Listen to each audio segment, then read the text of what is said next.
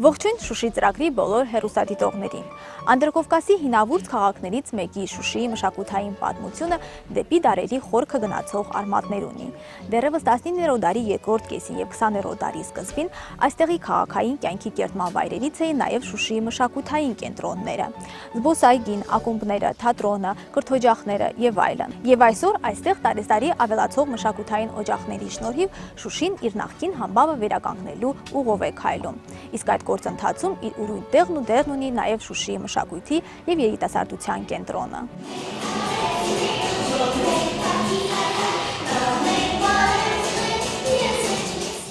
Շուշիի մշակույթի եւ երիտասարդության կենտրոնն այսօր Բերդաքաղաքում բավականին ակտիվ մշակութային գործունեություն իրականացնող կազմակերպություններից մեկն է, որը սկսել է գործել 2011 թվականի հունվարից, ձևավորվելով մինչ այդ Բերդաքաղաքում գործող մշակույթի տան եւ Շուշիի ժողգործիկների պետական համույթի հիման վրա։ Դե իսկ 2013 թվականից Հայաստան համահայկական հիմնադրամի, Կանադայի Տորոնտոյի շրջանի տեղական մարմնի եւ Լեռնային Ղարաբաղի Հանրապետության կառավարության համատեղ ջանքերով նախաձեռնվեց Շուշիի մշակույթի եւ երիտասարդության կենտրոնի հիմնովին վերանորոգումը։ Եվ չնայած վերանորոգման ու շինարարական աշխատանքները դեռ չեն ավարտվել, սակայն այս հարկի տակ արդեն քանի տարի շարունակ գործում է Շուշիի մշակույթի եւ երիտասարդության կենտրոնը իր խմբերով ու խմբակներով։ Ես աշխատում եմ մշակույթի կենտրոնում 2005 թվականից։ Հիմնականում ես աշխատել եմ մեծ տարիքի երեխաների հետ, չնայած տարիքային սահմանափակում չկար, բայց հիմնական գործս մեծ երեխաների հետ էր։ Սակայն այս անգամ արդեն ամիս ու կես է, ինչ ես որոշեցի, որ նոր փոքրերի խումբ պիտի հավաքեմ։ Մեծերը ինստինկտյան նրանք երգում են, երգեր գիտեն, փոքրերն ա, որ ավելի շատ ուշադրության կարիք ունեն, ուզում են երգեն, ուզում են ուղղության վրա դրվի եւ ինձ ավելի հաճելի է նույնիսկ փոքրերի հետ աշխատելը, նոր ավելի ու ավելի եմ ոգևորվում եւ իմ ցանկությունն ավելի է մեծանում նրանց հետ գործ բռնելու աշխատելու համար։ Նկատվում է, որ փոքրերի մոտ ավելի շատ է այդ աշխուժությունը, ցանկությունը։ Այո, քանի որ այն փոքր բանն էլ որ սովորում են իրանք, մի մեծ աշխարհ է իրանց համար, շատ են ուրախանում։ Այն մի փոքր շարժումը բարից, մի փոքր մասը երկի ասենք մի նոտա, որ իրանց մոտ հաջողվում է, արդեն վсё, իրանց համար դա մեծ ուրախություն է։ Շատ է իմ ռեպերտուարի ծրագրի մեջ եղել այդ հայրենասիրականը, որովհետև չեմ կարող անտեսել հայրենասիրականը, ազգագրականը, դրանով ենք մենք սնվում, ապրում մեր սահմանին կանգնած զինվորը, եթե այսօր մեզ պաշտպանում է իր զենքով, իր այդ առաջի գծին մեզ պաշտպանում է, մենք էլ պետք է մեր երգով, հայրենասիրականով, այսպես ասած դուխ տանք իրանց։ Շուշիի մշակույթի եւ երիտասարդության կենտրոնում այս օրերին ունեն նաեւ երիտասարդների ամառային ժամանցին նվիրված նախաձեռնություններին առնչվող ծրագրեր։ Մեր գործն է երիտասարդներին ապահովել ակտիվ հանգիստ, նախքան միջոցառումներ կազմակերպելը մենք երիտասարդների հետ պետք է խորհրդակցենք եւ խմբեր կազմենք եւ ըստ այդ խմբերի մենք արդեն կիմանանք նրանցից շնորհալիներին կընտրենք եւ արդեն եթե կազմակերպենք ինչ որ համերգ կամ միջոցառում, ապա անմասն չեմ մնա նաեւ նրանցից եւ նրանք եւս կներկայացնեն արդեն որպես երկիչ կամ բարող։ Ապրիլյան դեպքերի ժամանակ մենք ձգտեցինք երեխաների ոգին, դպրոցահասակ երեխաների ոգին, ժողովրդի ոգին ամրապնդել, որովհետև երբ իրենց հարազատները արդեն կանգնած էին դիրքերում ու հանկարծահաս այդ պատերազմը եղավ, ժողովուրդը ցնցվեց, համերգային ծրագրեր պատրաստեցինք ազգային երգերով, այնպիսի խոսքերով, որ տրամադրեն ու խոսքը հիմնականում ես էր, եթե ուզում ես, որպեսզի զինվորը դիրքում ամուր լինի, հարազատդ ամուր լինի, թիկունքում դու պիտի ավելի ամուր լինես ու պիտի իրենք իմանան, որ դու կանգնած ես թիկունքում զինվորի հետ միասին։ Ինչպես խոստովանում է Շուշիի մշակույթի եւ երիտասարդության կենտրոնի տնօրենը, իրենք օգտագործում են բոլոր հնարավորությունները Շուշիի մշակույթի զարգացմանը նպաստելու համար։ Միաժամանակ փորձում են վերականգնել ու պահպանել քաղաքի հին ու լավ մշակութային ավանդույթները։ Մշակույթի կենտրոնը ամեն ինչ անում է, որպեսզի ակտիվ լինի Շուշիի բնակության մշակութային կյանքը, կազմակերպում է ժողովրդի ազատ ժամանցը, կապ է հաստատում երիտասարդների հետ, որպեսզի իրենց զբաղեցրած պահի հիմնականում ուզում ենք աշխատել բնակչության հետ այն միտումով, որ իմանալ բնակչությանը ինչ է պետք ու այդ անենք,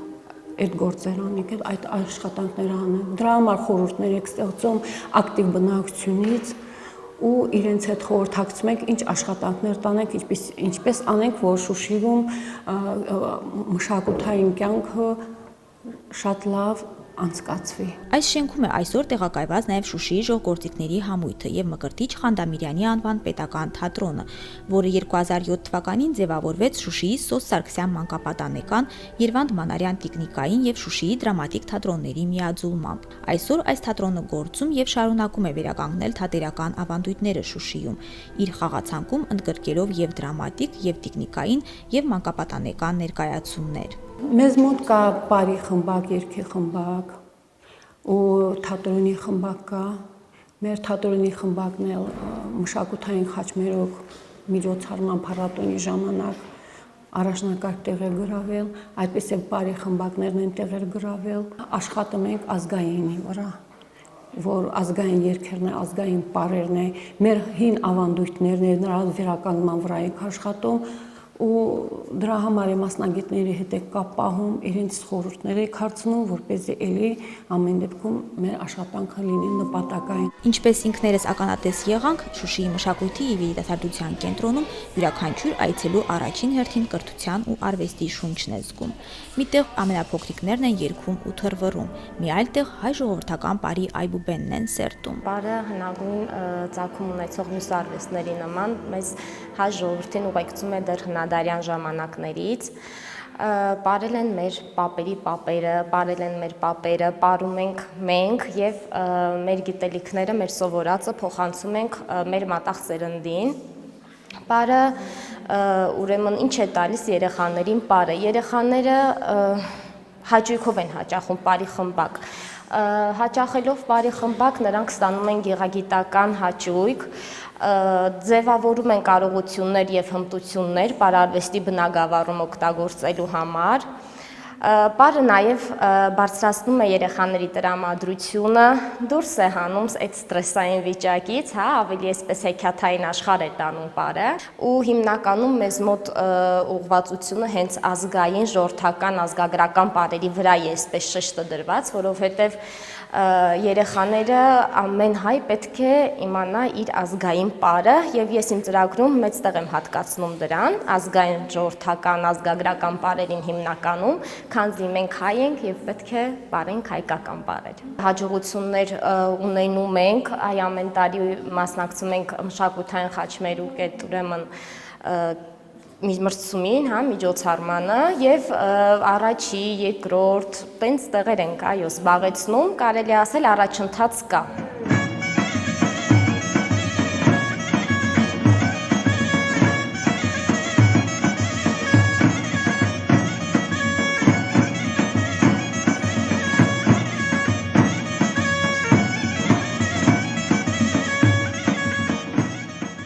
Շուշիի մշակույթի եւ երիտասարդության կենտրոնի հետագա առավել ընդգրկուն գործունեությունն անշուշտ կապված է նաեւ կենտրոնի շենքի մյուս հատվածի եւ կցակառույցի վերակառուցման հետագա ընթացքի հետ։ Այն հնարավորություն կտա շուշեցիներին մոտ ապագայում ունենալ առավել մեծ բեմ ու դահլիճ, իսկ կենտրոնին գործելու առավել լայն հնարավորություններ։ Շուշիի մշակույթի եւ երիտասարդության կենտրոնի աշխատակազմը առավել քան լավատես է այս առումով, ուստի արկա դժվարությունների մասին խոսելն ավելորդ են համարում։ Ես գտնում եմ, որ չպիտի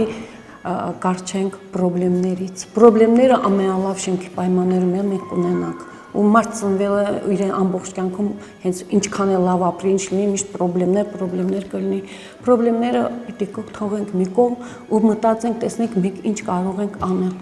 Ինչով կարող ենք օգնել։ Մի քիչ կապը, ժողովրդի կապը մշակույթի տան հետ այնքան ուժեղ չի, գուցե որ մեր բեմը ակումբը սարքած չի, մի մասը սարքած չի, նաև դա է խնդիրը, բայց մենք ֆոյեներում, մեր այս ֆոյեում կազմակերպում ենք ամեն ձևի միջոցառում։ Չեմ կարող ասել, որ այնքան մեծ լիարժեք աշխատանք է կատարում, մեր աշխատանքը գովում են, գնահատում են, բայց մենք ինքներս հասկանում ենք, որ շատ անելիքներ ունենք։ Անելիքը այն է, որ Շուշիի ամեն մի բնակիչ պիտի իմանա մշակույթի տանտեղը, իրենք ոչ թե հենց մենակ միջոցառումների ժամանակ պիտի գա մշակույթի տուն, այլ ամեն դեպքում, ամեն ժամանակ երբ ուզենան, պիտի իրենք գան, ցանկություն պիտի ունենան գան, շփվեն մեզ հետ Նույնիսկ իրենք պիտի մեզ առաջարկություններ անեն, թե մենք ինչ անենք, ինչպես աշխատենք, որ իրենց օրը ազատ ժամանակը հագեցած լինի, նպատակային լինի, իրենք հոգևոր սնունդ ստանան։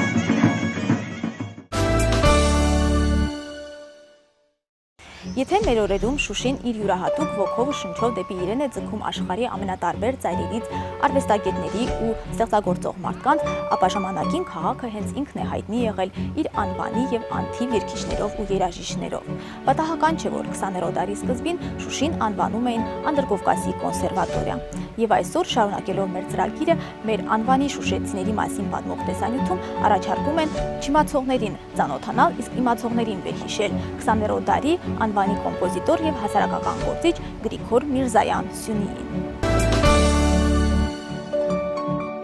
Հայ անվանի երգահան Գրիգոր Սյունին ծնունդով Շուշիից չէ։ Նա ծնվել է Ելիզավետապոլի նահանգի Գետաբեկ գյուղում 1876 թվականին։ Նա սերում է Սյունիքի հայ մելիքի ազգից։ Սակայն երբ Գրիգորը 2 տարեկան էր, նրա ընտանիքը տեղափոխվում եւ հաստատվում է Շուշիում։ Ուստի նրա մանկության եւ պատանեկության ասել է, թե որպես անհատականություն ձևավորման հետագա տարիները կապված են հենց Բերդաքաղաքի հետ։ Գրիգոր Սյունին 7 տարեկանում զրկվում է հորից, ով յուր ժամանակին տարածաշրջանում բավականին մեծ հռչակ ունեցող երգիչ եւ մանրանկարիչ Հովհաննես Վարդանեցին էր։ Այդ ժամանակ էլ Գրիգորը ընդունվում է Շուշիի եկեղեցուն կից գործող ուսումնարան, որը սակայն 1 տարի անց ցարական հրամանով բոլոր մյուս հայկական եկեղեցիներին կից գործող դպրոցների պես փակվեց։ Շուշիում է սակայն Գրիգորը ծանոթանում հայկական նոտաների համակարգին եւ թեորիային, ինչի ընթացքում իսկույն նկատելի են դառնում նրա երաժշտական ընդունակությունները, եւ 1891 թվականին 15 տարեկան հասակում նա ընդունվում է Էջմիածնի Գևորգյան ճեմարան, որտեղ նաեւ ընկերանում է Կոմիտասի եւ Կարա Մուրզայի հետ։ Հենց Գևորգյան ճեմարանում սովորելուն տարիներին էր Գրիգոր Սյունին սկսում է ժողովրդական երգեր հավաքագրել։ Նա շրջում էր հայկական գյուղերում եւ գրի էր առնում հասարակ գյուղացիներից լսած հին հայկական երգերը։ Հետագայում այդ երգերից շատերը նա մշակում եւ հարմարեցնում է երգչախմբի կատարման համար։ 1895 թվականին ավարտելով Գևորգյան ճեմարանը Գրիգոր Սյունին վերադառնում է իր հայրենի Շուշի եւ այստեղ հիմնում է իր առաջին երգչախումբը։ Իդեպ հենց այս երգչախմբի գործունեության շնորհիվ էլ 1895 թվականին Շուշիի մշակութային կյանքում բավականին մեծ աշխուժություն է զգացվում։ Սակայն նույն թվականին ուսումը շարունակելու նպատակով Սյունին ստիպված մեկնում է Պետերբուրգ եւ այնտեղ ընդունվում է կոնսերվատորիա։ 1902 թվականին նա հաղթում է իր առաջին մրցանակը բաբ երաժշտական դրամայի համար, որը սակայն արգելվում է բեմադրել։ 1904 թվականին Գրիգոր Սյունին ավարտում է Պետերբուրգի կոնսերվատորիան եւ 1905 թվականի աշնանը նա արդեն դասավանդում էր Թիֆլիսի Ներսիսյան ուսումնարանում։ Հենց այդ ժամանակ նա անցնում է հայ հեղափոխական դաշնակցության շարքերը եւ այդ տարիներին էլ կուսակցական գաղափարների ազդեցությամբ գրում է մի շարք հայրենասիրական հիմներ ու քայլերգեր։ Սակայն Սյունիի ստեղծագործություններին հիմնականում բնորոշ են քնարական երանգները։ Շատերը դրանք անվանում են նոր կյանքի երգեր։ Երգահանն ինքը ասում է, որ նա իր ստեղծագործությունները գրել է, որպեսզի համախմբի իր ժողովրդին, ստիպի նրան դադարել լացել եւ դեպի առաջ նայի ու ավելի աշխուժ ապրել։ Սյունին իր հետագա ստեղծագործական կյանքը գերազանցապես նվիրել է համերգային գործունեությանը։ 1908 թվականից շրջագայելով հայաբնակ Տրապիզոնում, Կարինում, կրկին Թիֆլիսում, Թեհրանում, Կոստանդնուպոլսում եւ այլն, իսկ 1923 թվականից Ամերիկայի Միացյալ Նահանգներում շարունակել է հավաքել ժողովրդական եղանակներ։ Սյունիի ստեղծագործություններից շատերը հրապարակված անգամ հավաքված չեն։ Ուշադրության արժանի են դաշնամուրի նվագակցությամբ ինքնուրույն մեներքերը, Հովհաննես Թումանյանի խոսքերով «Ինձ մի խնդրիր», Ավետիք Իսահակյանի «Ախ Ալվարդի» եւ այլն, որոնք գրված են հայ քաղաքային ժողովրդական երաժշտության ոճով եւ ունեն արտահայտիչ մեղեդիներ։ Սրանք զգալի դեր են խաղացել հայ ազգային ռոմանսի ձևավորման ու զարգացման գործում։ Կոմպոզիտորի ստեղծագործության առավել արժեքավոր բաժինը գեղչկական երգերի խմբերքային մշակումներն են, որոնցից լավագույնները Սարերի հովին մեռնեմ, Սարերը Հովելա, Ալագյազ եւ այլ հայ երգչախմբային երաժշտության դասական ժառանգության մի մասն են։ Առաջին համաշխարհային պատերազմը սկսելուց հետո ճակատագիրը Սյունիին այսուայն կողմ էր նետում, նորից Ռուսաստան ու Վրաստան, այնուհետև Կոստանդնուպոլիս, ապա ԱՄՆ։ Նա մահացավ 1939 թվականին Ֆիլադելֆիայում։ Սակայն չնայած ճակատագրի դաժան հարվածներին ու վայրի վերումներին, Սյունին սկսած 1895 թվականից, երբ Շուշիում հիմնեց իր առաջին երգչախումբը եւ հետագա 40-ից ավելի տարիների ընթացքում եւս ստեղծեց ու ղեկավարեց մի շարք հայալեզու երգչախմբեր, ու դրանով օգնեց աշխարհասփյուր հայ հանդիսատեսին սովորել ու սիրել հայ ժողովրդական երգն ու երաժշտությունը։ Գրիգոր Սյունին իր կյանքի ընթացքում գրել է մի քանի երգչախմբի համար նախատեսված աշխատանքներ, մի քանի օպերաներ, նաև նվագախմբային եւ գործիքային որոշ աշխատանքներ։ Նրա բոլոր ստեղծագործություններն սակայն համատեղում են եվրոպական դասական երաժշտությունը եւ հայկական ժողովրդական եւ եկեղեցական երաժշտական ավանդույթները։ Երաժշտական քննադատներից շատերը նրա նրբանկատության եւ ներդաշնակ երաժշտության համար Սյունիին անվանում են հայ երաժշտության Շոպենը։ Ուստի առաջարկում եմ այսօրվա ծրագիրը ավարտենք լսելով նրա ստեղծագործություններից մեկը։ Առայժմ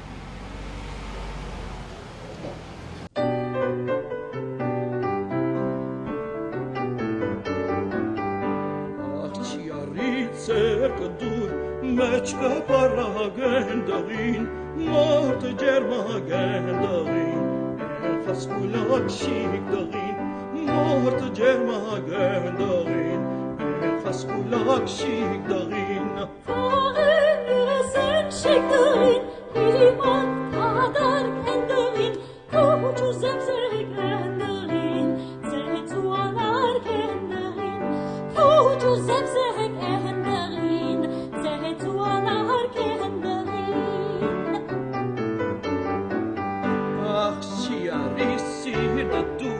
Bayou basavendagin, nazu tüzavendagin, açkum kavendagin, nazu tüzavendagin, açkum kavendagin.